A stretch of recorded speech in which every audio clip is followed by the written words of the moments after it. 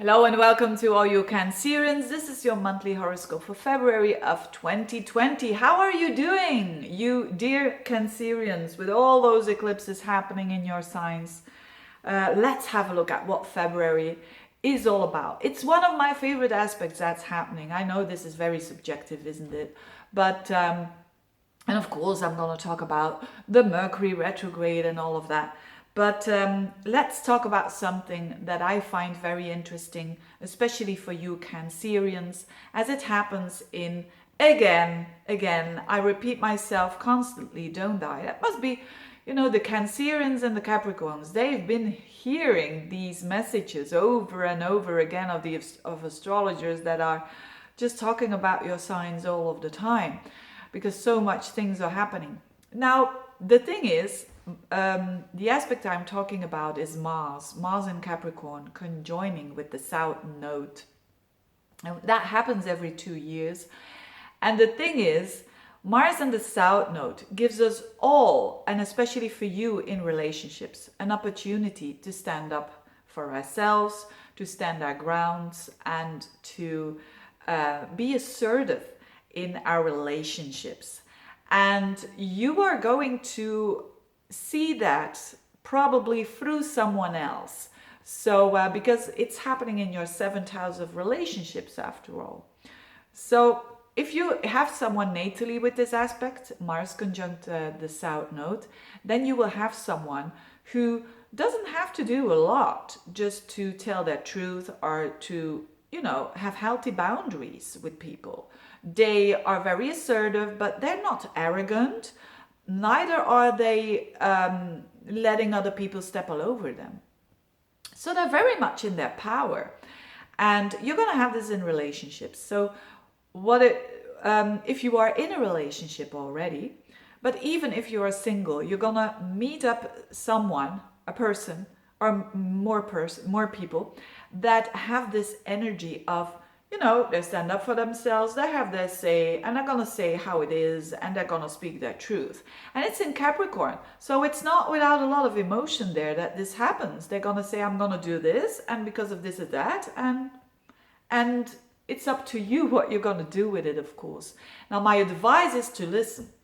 Because when you're having Mars in the seventh house, it's very important to listen, and it's very important to try to cooperate with people, because it shows that you're going to connect with very powerful people, with strong people, and in this case a bit more emphasized by the South Node. So people who are going. So if you are in a relationship, for instance, and you have neglected your spouse, your girlfriend, boyfriend in a way that they have been doing too much, they're gonna say it to you. So prepare yourself. And is it a good thing or a bad thing? I'll let that you decide.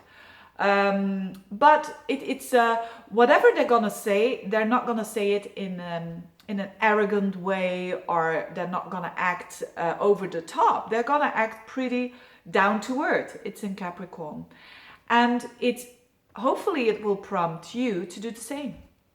It will prompt you to also do what you need to do and have those healthy boundaries and healthy intentions. And that's what it's all about. It's about healthy intentions, healthy boundaries, that is, with other people. And with boundaries, I mean not doing too much and not doing too little.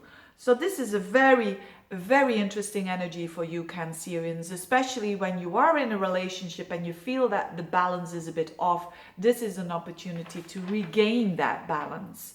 And it is happening around the midst of February, around the 17th of February and onwards. But you will feel it mostly the last week of the month. Now, so that's on a relationship level. It's going to be, very clear. It's not going to be manipulative, or no, it's going to be how it is, and that can be very refreshing. Now, on another level, a very nice thing that is happening is Venus in Aries, in the highest point of your horoscope. The highest point of your horoscope is work, and is your social status, is the relationship with a parent, Now, but for most people, it's going to be work. And Venus there is very good energy when you want to get something, when you want to get a promotion. It's a good time. It's January now, but when you're seeing these in January, but it's for February, it might be a good time for you to ask for promotions. But I mean, the energy, when you've done your work, this is a good time to do so.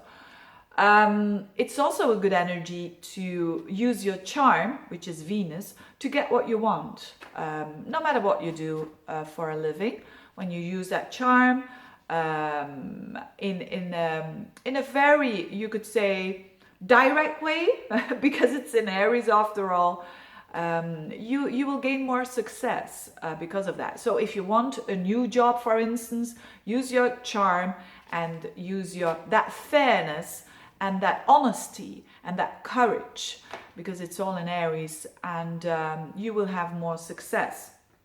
When it comes to attracting clients, so when you work with clients, that is, or getting help from a female, because it's Venus, you could get help at work from a female. You could also fall in love with someone at work with Venus there through the 10th house. Of course, you need to see more of your horoscope, but these are just things that can happen with Venus crossing your 10th house, or having at least a very good connection there with someone that is related to your work.